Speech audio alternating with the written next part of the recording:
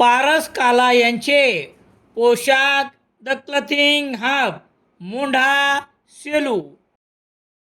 The clothing hub Mondha Selu सर्वांच्या पसंतीचे दालन. पोशाख the clothing hub Mondha Selu. गुणवत्तेला प्रथम प्राधान्य देणारे प्रशिक्षण केंद्र.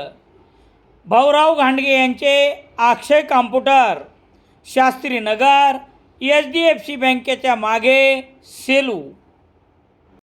सेलू शहरातील गायत्रीनगरमध्ये किरकोळ वादातून झालेल्या चाकू हल्ल्यातील मयत आदित्य प्रधान व गंभीर जखमी असलेल्या आनंद ढोले यापैकी मयत झालेल्या आदित्य प्रधान खून प्रकरणातील 2 महिलासह 5 आरोपींपैकी पोलिसांनी घटनेच्या दिवशी 2 आरोपींना पकडले होते, तर 20 एप्रिल रोजी या घटनेतील 3ऱ्या आरोपीस पकडल्यानंतर पोलिसांनी या 3 आरोपींना आज बुधवार 22 एप्रिल रोजी न्यायालयात हजर केले असता न्यायालयाने न्यायालयीन कोठडी सुनावल्यामुळे या तिघाची रवानगी परभणी येथे जेलमध्ये करण्यात आली आहे.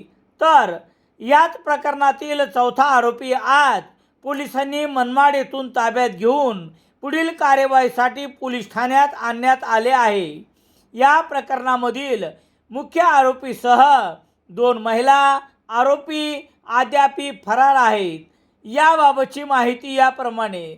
सेलू शहरातील गायत्रीनगरमध्ये किरकोळ वादातून आनंद ढोले आणि आदित्य प्रधान याच्यावर चाकूने वार करण्यात आले. यापैकी उपचारादरम्यान नांदेड येथील रुग्णालयात आदित्य प्रधान याचा मृत्यू झाला. यामध्ये आनंद ढोले यांच्या उपचारादरम्यान त्याच्यावर विविध प्रकारच्या शस्त्रक्रिया करण्यात आल्यानंतर देखील त्याच्या प्रकृतीचा धोका अद्याप कायम आहे. आरोपींना तात्काळ अटक करण्यासाठी पोलिसांची शोध मोहीम कसून चालू आहे. पोलीस पथकांना अद्यापही मुख्य आरोपी अशोक पाईकरावसह 2 महिला आरोपी सापडले नाहीत.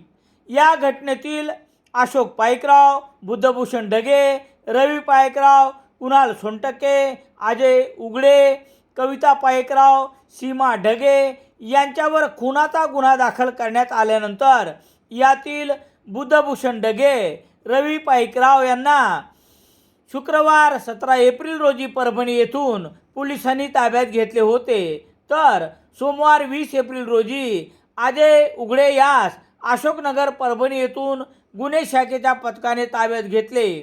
या 3 आरोपींना पोलिसांनी आज बुधवार रोजी न्यायालयासमोर हजर केले असता न्यायालयाने या तिघाची रवानगी तुरुंगात केली आहे.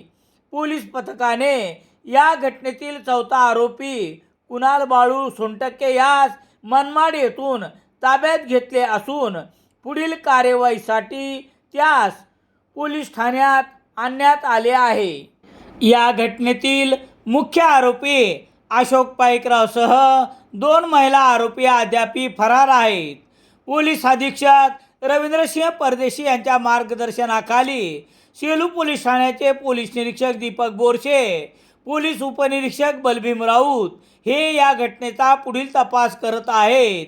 या खुनाच्या घटनेनंतर खबरदारी म्हणून पोलिसांनी गायत्रीनगर परिसरात काही ठिकाणी बंदोबस्त लावण्यात आला आहे. घटनेच्या दिवशी चाकू हल्ल्यात बळी गेलेल्या आदित्य प्रधान याच्या निधनानंतर परिसरात अशांतता निर्माण झाली असून जमावाने केलेल्या उद्रेकामुळे जाळपोळीची घटना देखील परिसरात घडली आहे.